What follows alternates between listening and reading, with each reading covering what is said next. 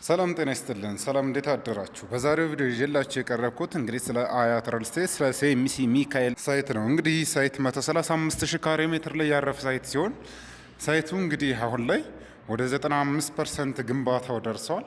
እዚህ ላይ እንግዲህ የንግድ ሱቆችን ቅናሽ አድርገን ማለት ነው በ25% ቅድመ ክፍያ ብቻ እየሸጥን እንገኛለን።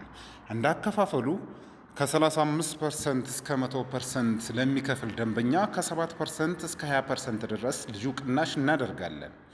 ለበለጠ መረጃና ለሳይት ጉብኝት በ0924 54 34 01 በመደወል ማናገር ይችላሉ። አያት ለተሳካ ህይወት